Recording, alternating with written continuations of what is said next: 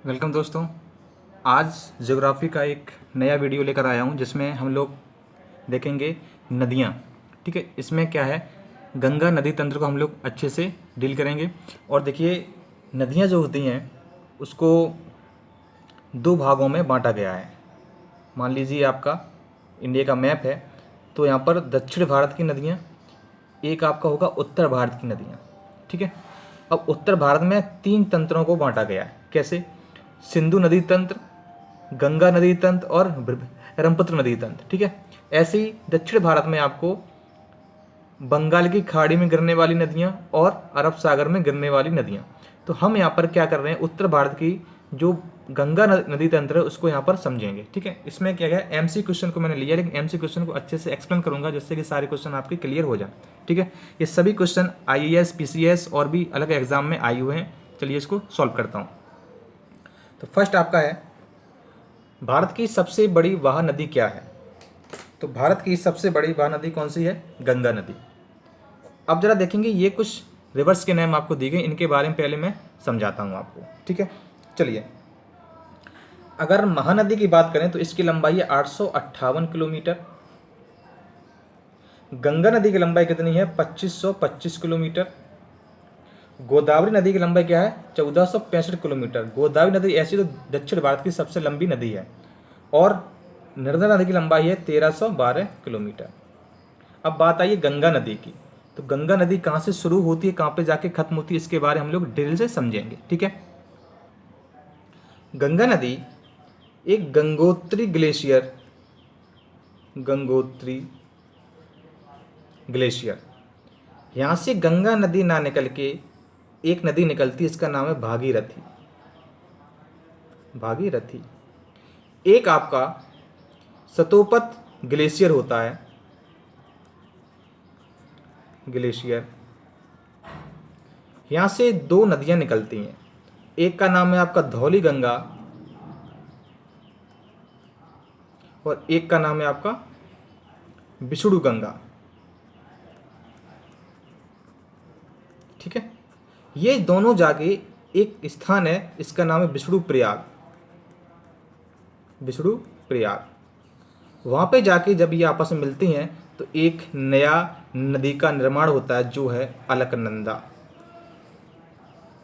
ठीक है, अलकनंदा नदी जब आगे बढ़ती है तो यहाँ पर आगे एक नदी और मिलती है, उस नदी का नाम क्या है? पिंडार नदी। ठीक है, पिंडार नदी जिस स्थान में मिलती है उसका नाम क्या है? कर्णप्रयाग। कर्णप्रयाग स्थान पर पिंडार नदी और अलकनंदा नदी मिलती हैं आके। उसके बाद ये आगे जाता है, फिर एक नदी और मिलती है, उसका नाम है मंदाकिनी। ठीक है, यहाँ पर रुद्रप्रयाग पर। उसके बाद ये नदी आगे जाती है, आगे जाती है और भागीरथी नदी भी यहाँ पर आके मिलती है। तो जिस स्थान में मिलती है उसका नाम क्या है? देवप्रयाग। और तब जाके इन दोनों की संयुक्त धारा बनाती है क्या? गंगा नदी। ठीक है, ये आपका पूरा स्ट्रक्चर है, गंगा नदी कैसे बनती है। ठीक है, इसको आप लोग समझिएगा। ठीक है, अब देखिए आगे क्या है। अच्छा, कुछ स्टूडेंट ये समझ रहे होंगे कि ब्रह्मपुत्र नदी की लंबाई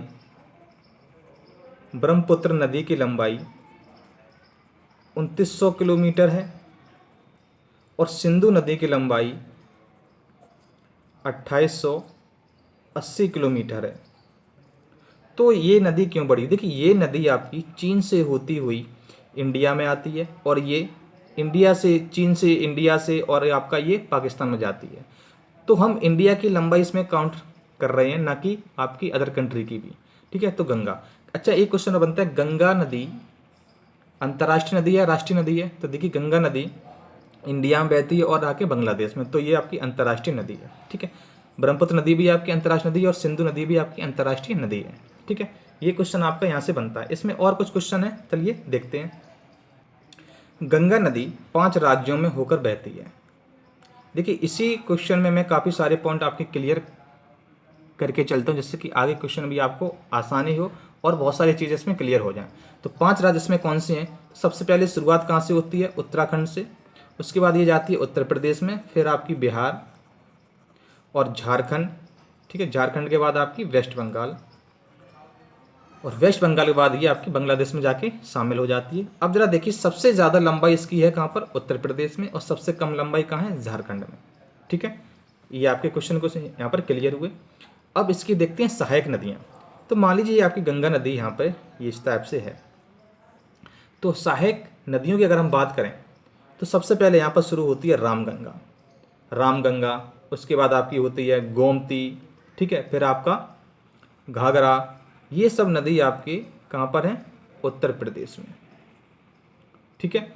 एक आपकी फिर जाती है गंडक और आपकी कोसी, ये दोनों आपकी मिलती हैं कहाँ पर, बिहार में, ठीक है। ये आपकी कुछ सहायक नदियाँ हैं इसकी। अच्छा, एक गोमती नदी ऐसी है जो कि पहाड़ी क्षेत्र से ना निकल के आपकी मैदानी क्षेत्र से निकलती है, जो कि पीलीभीत, पीलीभीत में एक झील है फुलर झील, वहाँ से जाके ये निकलती है। अच्छा, गंगा नदी की सबसे बड़ी सहायक नदी कौन सी है, तो ये आपकी है यमुना। और यमुना की सहायक नदियाँ कौन कौन सी हैं, चंबल, सिंध, बेतवा, ये आपकी हैं, ठीक है। केन, ये सब आपकी नदी कौन सी हैं, चंबल की, सॉरी, यमुना की सहायक नदी हैं, ठीक है। अच्छा, इसमें देखते हैं, अच्छा यहाँ पर यमुना की बात आई है तो यमुना नदी का उद्गम स्थान क्या है, बंदरपुर, ठीक है, बंदरपुर, वहाँ से ये निकलती है। टोन और सोन, ये नदी आपकी बिहार में जाके आपकी गंगा से मिलती हैं जाके, ठीक है। ये आपकी यमुना से मिलेंगी, फिर यमुना जाके गंगा से मिल जाती है। इतने क्वेश्चन यहाँ से आपके क्लियर हुए। अब जरा देखिए, जब ये बिहार से होके, झारखंड से होके बांग्लादेश में जाती है तब क्या होता है। ये मान लीजिए आपका इंडिया का मैप है, ठीक है। ये यहाँ से जैसे ही आपका बांग्लादेश में इंटर होती है, सॉरी, ये आपकी पश्चिम बंगाल में इंटर होती है, तो यहाँ पर एक स्थान है फरक्का, फरक्का के बाद ये जाके हुगली नदी एक इसकी धारा बन जाती है, ठीक है। और क्या होता है इसके बाद, जब ये शुरुआत भी इसकी आप देखते हैं तो भागीरथी से होती है, और बांग्लादेश में जाने से पहले इसका भी नाम क्या हो जाता है, भागीरथी,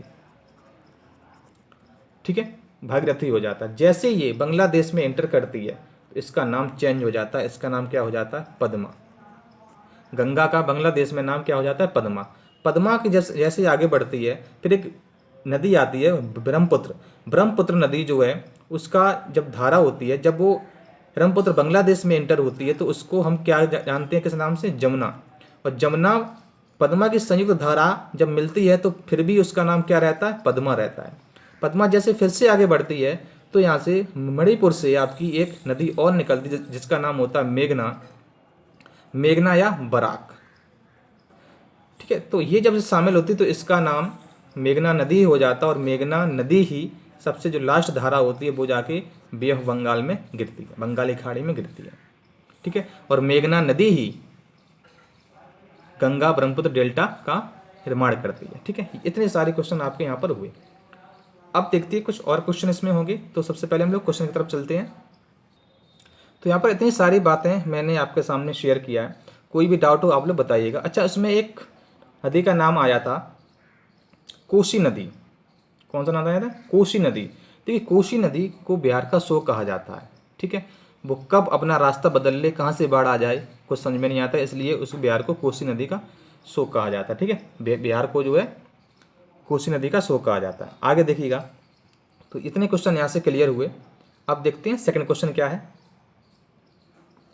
बांग्लादेश में गंगा नदी को किस नाम से पुकारा जाता है। तो अभी मैंने आपको बताया था बांग्लादेश में पद्मा, किससे, पद्मा से। जैसे ये भागीरथी से होकर आपका जब ये बांग्लादेश में जाती है तो पद्मा नदी होती है, उसके बाद पद्मा नदी ब्रह्मपुत्र का जो चेंज नाम होता है जमुना, बांग्लादेश में ये जमुना होती है, उसको ऐड करते हैं तो फिर भी ये पद्मा ही रहती है। पद्मा के बाद फिर से एक मणिपुर से एक रिवर आती है बराक या मेघना, जब ये मिलती है तब इसका नाम मेघना हो जाता है, फिर इसका नाम पद्मा नहीं रहता है। यहाँ पर भी पद्मा जमुना से ऐड हुई, फिर भी पद्मा, उसके बाद मेघना आगे नदी मिली यहाँ पर, फिर इसका नाम चेंज हो जाएगा मेघना, ठीक है। तो गंगा नदी किस नाम से जानता है, मेघना नदी से, ठीक है। आगे देखते हैं, निम्न में से किस स्थान पर अलकनंदा तथा भागीरथी का संगम होता है। तो आप देखते हैं, अभी मैंने आपको समझाया था किस जगह पर, आप यहाँ देखेंगे, यहाँ पर आप देखिए क्वेश्चन क्या था आपका, अलकनंदा और भागीरथी। ये आपकी भागीरथी है, ये आपका अलकनंदा है। ये देखिए संयुक्त धारा इनकी कहाँ पर आके ऐड हुई, देवप्रयाग में। तो यही आपका आंसर हो जाएगा देवप्रयाग। ठीक है, अब बात करें हम अगले क्वेश्चन की। चलिए अगला क्वेश्चन आपका है, निम्न में से किसका उद्गम स्थान बंदरपुर है। तो देखिए इसमें यमुना नदी का उद्गम स्थान बंदरपुर है। ठीक है, और ये आपकी गंगोत्री यमुना आपकी गंगोत्री ग्लेशियर से निकलती है और यमुना यमुनोत्री ग्लेशियर से निकलती है। ठीक है, यमुनोत्री ग्लेशियर से निकलती है। अब इसमें और रिवर्स का नाम दिया गया है कृष्णा नदी महाराष्ट्र के महाबलेश्वर चोटी से निकलती हुई 4 राज्यों में ये बहती है। कितने, 4 राज्यों में। कुछ एक्स्ट्रा फैक्ट मैं यहाँ पर आपको समझा रहा हूँ।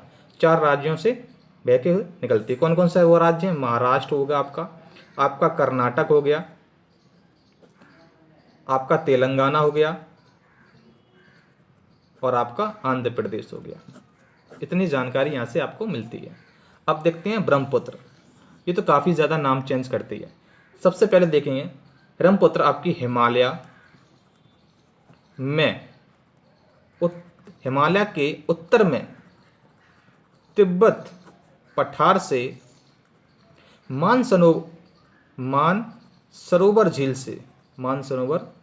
झील से इसका उद्गम स्थान है।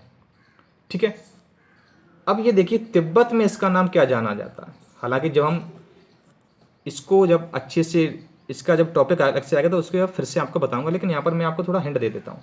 तिब्बत में इसका नाम है त्सांगपो। उसके बाद ये जब इंडिया में एंटर करती तो इसका नाम क्या चेंज हो जाता है, ये एंटर करती है अरुणाचल प्रदेश में, इसका नाम हो जाता है दिहंग। फिर ये असम में एंटर करती है तब जिसका नाम होता है ब्रह्मपुत्र। ठीक है, तब इसका नाम क्या हो जाता है, ब्रह्मपुत्र। इसके बाद जब ये बांग्लादेश में एंटर करती है तो इसका नाम क्या हो जाता है, जमुना।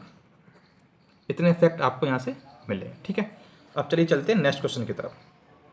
क्वेश्चन नंबर 5 आपका है, निम्नलिखित नदियों में से कौन एक यमुना की सहायक नदी नहीं है। तो देखिए यमुना की सहायक नदियाँ कौन कौन सी हैं, मैंने आपको अभी समझाया था। जब मैंने आपको वो फिगर बनाया था तो मैंने आपको बताया था कि यमुना की सहायक नदियाँ कौन कौन सी हैं। तो यमुना की सहायक नदियाँ हैं चंबल, सिंध, बेतवा, कैन, सोन, टॉन्स। ठीक है, ये आपकी हैं। और रामगंगा आपकी गंगा की ही सहायक नदियाँ हैं। ठीक है, जो शुरुआत में ही आपसे मिलती है। ठीक है, ये क्वेश्चन आपका हो गया। ये सभी आपके यमुना की सहायक नदियाँ। मैंने फिर से आपसे बोला, अगर मैं सीक्वेंस से बात करूँ, मान लीजिए ये आपकी यमुना नदी है, तो सबसे पहले आपको चंबल मिलेगी, फिर आपको सिंध मिलेगी, फिर आपको बेतवा मिलेगी, फिर आपको कैन मिलेगी, फिर आपको टॉन्स मिलेगी, फिर आपको सोन मिलेगी। इतनी सारी नदियाँ जो हैं वो आपकी सहायक नदियाँ हैं किसकी, यमुना की। और यमुना गंगा की सबसे बड़ी सहायक नदी है। चलिए अगला क्वेश्चन देखते हैं। अगला क्वेश्चन आपका है, भागीरथी नदी कहाँ से निकलती है। अभी मैंने बोला भागीरथी और आपका अलकनंदा, ये जब दोनों मिलती तब जाके गंगा बनती है। तो ये भागीरथी है, तो ये कहाँ से निकलती है, गंगोत्री ग्लेशियर से। अभी मैंने आपको बताया था। अगर इस फिगर की बात करें तो ये फिगर आपका है, ये देखिए गंगोत्री से निकलती भागीरथी और यहाँ से आपका आता है ये अलकनंदा, दोनों मिलकर ये गंगा नदी बनाते हैं। तो आपका आंसर क्या हो जाएगा, गंगोत्री।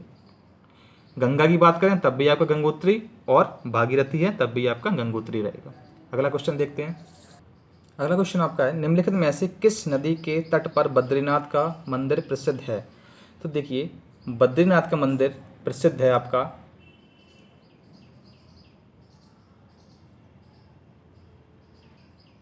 अलकनंदा नदी पर। ठीक है, यहाँ पर आपका प्रसिद्ध कौन सा मंदिर है, बद्रीनाथ। और एक मंदिर और है केदारनाथ, ये कहाँ पर प्रसिद्ध है, तो ये आपका है मंदाकिनी नदी पर। ठीक है, तो ये कुछ आपके एक्स्ट्रा फैक्ट हो गए। नेक्स्ट देखते हैं, कौन सी श्रेणी यमुना और सोन के मध्य जल द्विभाजक का कार्य करती है। तो ये श्रेणी है कैमूर श्रेणी। सोन नदी, अगर इसकी बात करें, सोन नदी रायद्वीप भारत से आने वाली गंगा की एक सहायक नदी है। ठीक है, यह बिहार में पटना जो जगह है ना, उसके निकट ये जो गंगा आती है उसको वहाँ पर जाके ये मिल जाती है पटना के पास में। ठीक है, तो ये कुछ क्वेश्चन थे। क्वेश्चन नंबर 8, इतनी जानकारी रखनी। तो कैमूर जो श्रेणी है वो यमुना और सोन के मध्य को जल विभाजित करती है। सुंदरबन डेल्टा का निर्माण करने वाली नदियाँ कौन सी हैं? तो इसमें बहुत शानदार क्वेश्चन है, गंगा और ब्रह्मपुत्र। काफ़ी इजी क्वेश्चन है, गंगा और ब्रह्मपुत्र। गंगा कहते हैं लेकिन इसका जो आखिरी नाम रहता है वो आपका बराक या मेघना नदी रहता है। वो दोनों मिलकर जो है इसकी संयुक्त धारा जो है वही जाके आपका बांग्लादेश में डेल्टा बनाती है। ठीक है, गंगा ब्रह्मपुत्र का डेल्टा वहीं बनता है। तो इतने सारे क्वेश्चन थे दोस्तों। कोई भी डाउट हो आप लोग कमेंट बॉक्स में लिखिएगा। जो भी क्वेश्चन समझ में नहीं आया उसको आप लोग बताइएगा। ठीक है, ऑल द बेस्ट।